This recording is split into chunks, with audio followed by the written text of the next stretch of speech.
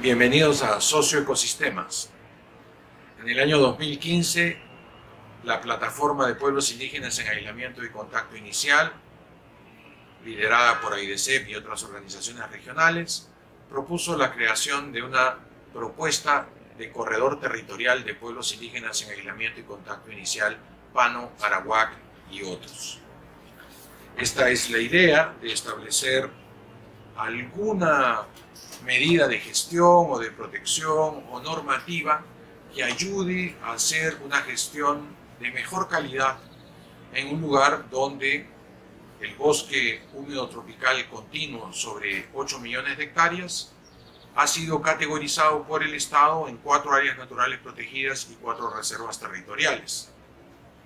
De manera que AIDESEP se plantea esa propuesta de cómo hacer la gestión para una inmensa extensión de bosque que es habitada por pueblos indígenas en aislamiento y contacto inicial. Entonces, si revisamos el mapa, como bien nos señala AIDESEP, existen 4 reservas indígenas: la Reserva Territorial Murunagua, la Reserva Mashcopiro, la Reserva Madre de Dios, la Reserva Nahua Cugapacori, y también 4 áreas protegidas que son el Parque Nacional Alto Purús, el Parque Nacional del Manu, la Reserva Comunal Purús y el Santuario Nacional Megantoni. Esta área es habitada por pueblos como los Chitonagua, los Matanagua, los Zapanagua, los Piro, los Matsiguenca y otras poblaciones que no han podido ser identificadas y son denominadas de acuerdo al lugar donde viven. Así hablamos de los aislados del Jordao, los aislados del Humaitá, los aislados del río Siño y los aislados de las cabeceras de los ríos Michagua, Manu y Las Piedras. Bueno, revisando la legislación encontramos pues que el Estado efectivamente reconoce la presencia de estos pueblos, ha establecido áreas específicas para la protección de pueblos indígenas en aislamiento como las reservas indígenas, y también ha establecido áreas protegidas que reconocen en sus instrumentos la existencia de estos pueblos indígenas en aislamiento y contacto inicial. Luego entonces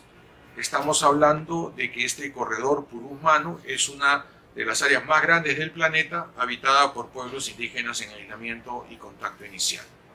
Esta es un área continua presente en las regiones de Ucayali, Madre de Dios y Cusco, que tiene dentro la jurisdicción de 14 distritos. Esto ocurre en el lado peruano, pero también en el lado brasilero hay una extensión similar donde está la tierra indígena Mamuadate, el Parque Nacional Chantles y otros.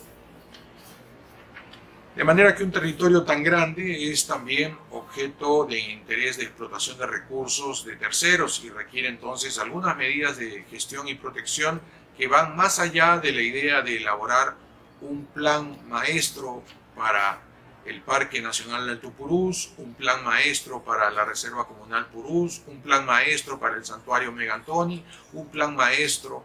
para el Parque Nacional del Manu, y asimismo instrumentos de gestión como el plan de protección de la Reserva Murunagua, el plan de protección de la Reserva Madre de Dios, el plan de protección de la Reserva Nahua, el plan de protección de la Reserva Mashcopiro.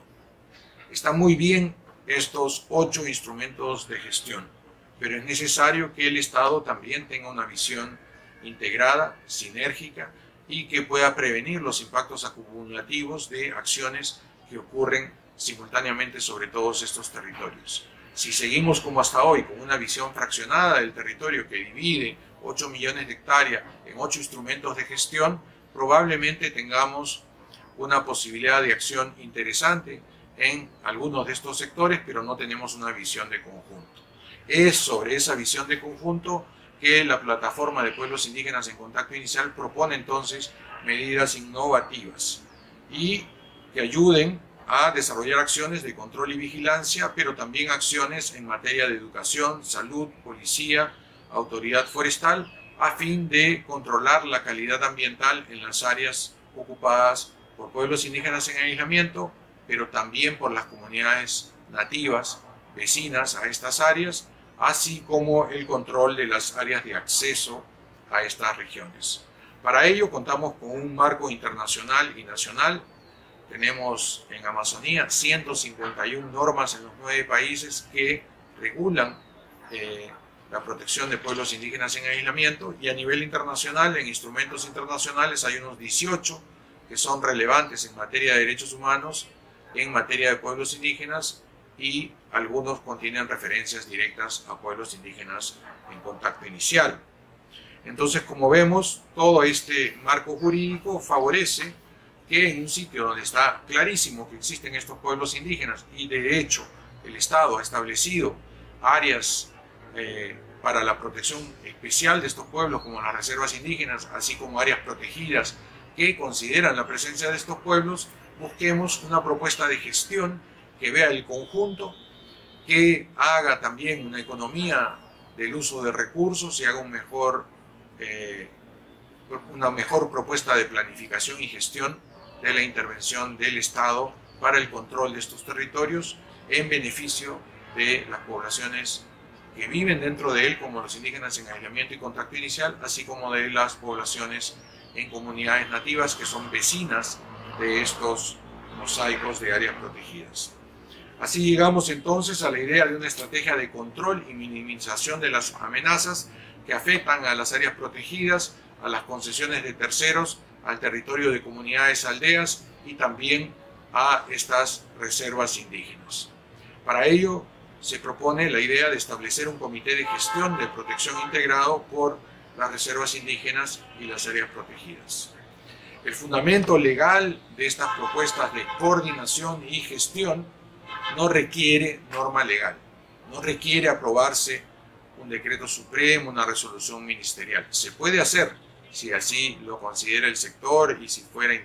indispensable desde el punto de vista político. Pero desde el punto de vista jurídico tenemos el fundamento legal en la Ley del Procedimiento Administrativo General,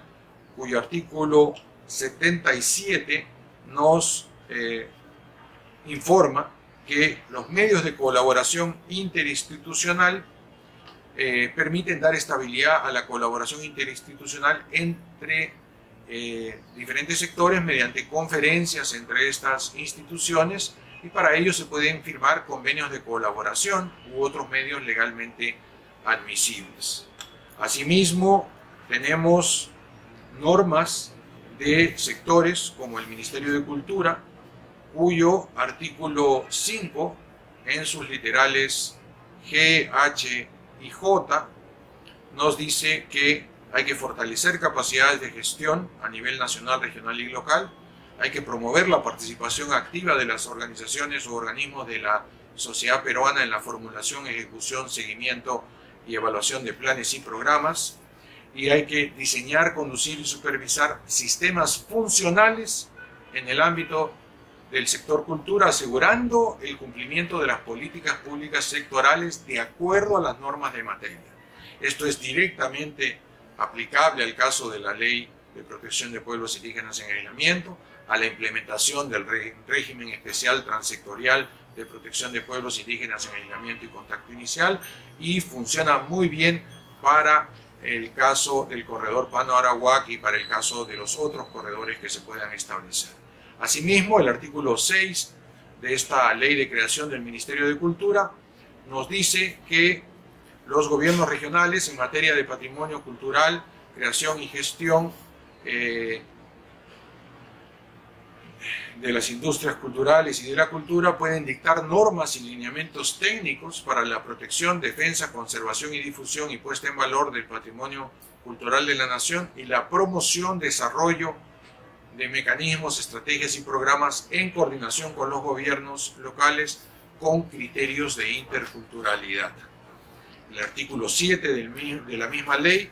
de creación del Ministerio de Cultura nos dice en su inciso K que se debe planificar, concentrar, articular y coordinar con los niveles de gobierno que corresponda el desarrollo integral de los pueblos amazónicos, entre otros, ¿no? También el literal L nos dice que hay que coordinar acciones para el saneamiento físico, legal, territorial de los pueblos indígenas amazónicos,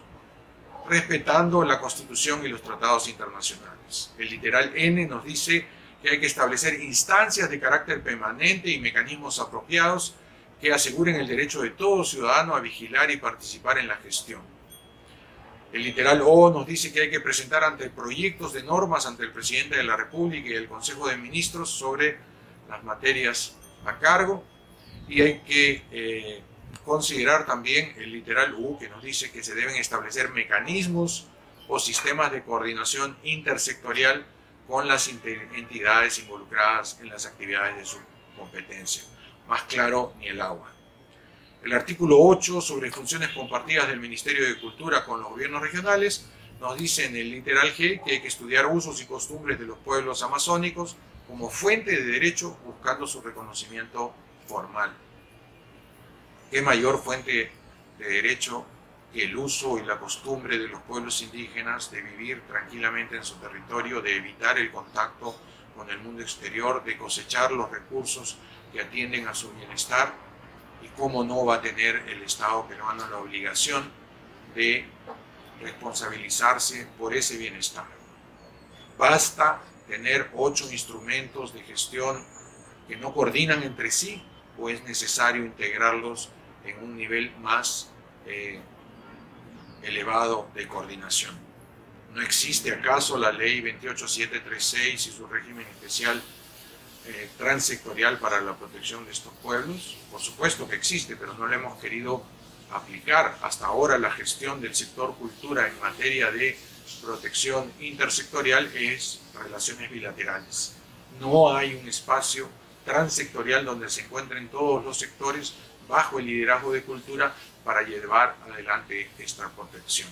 Como vemos, esto vulnera la ley 28736, pero también la ley del procedimiento administrativo general y la ley del Ministerio de Cultura. Como si esto no fuera suficiente, también tenemos que el CERNAM, en su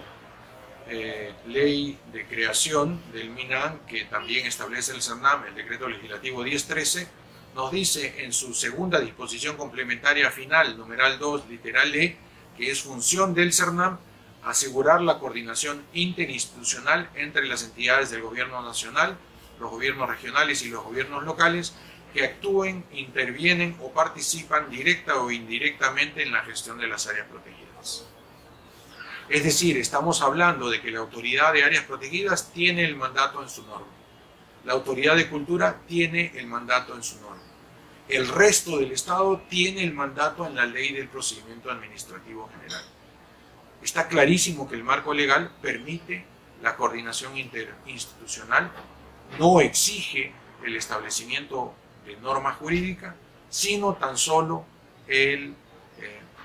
la suscripción de convenios o acuerdos que reflejen estos compromisos interinstitucionales. Y esto es porque básicamente no hay que hacer nada nuevo, no hay que hacer un gran plan maestro de todas las áreas juntas. Lo que hay que hacer es, con esos planes maestros que ya existen y en los procesos que estos existen, tener un comité de coordinación, un comité que ayude a que la gestión sea más efectiva. Si vamos a hacer un sobrevuelo, que no sea de una sola área, que involucre sectores más amplios de este corredor, que involucre las áreas protegidas y las reservas territoriales. Y si vamos a prestar servicios de salud en las comunidades, pues asegurarnos que no sea solamente para un sector que involucra un área protegida o una reserva, sino para el conjunto de las áreas. Se trata de hacer gestión efectiva en campo y entonces permitir una sinergia con los pocos recursos que se invierten que contribuye al bienestar de estos pueblos. De manera pues que tenemos aquí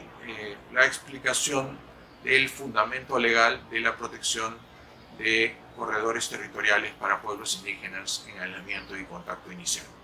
Espero hayan disfrutado la presentación y los refiero a la posibilidad de revisar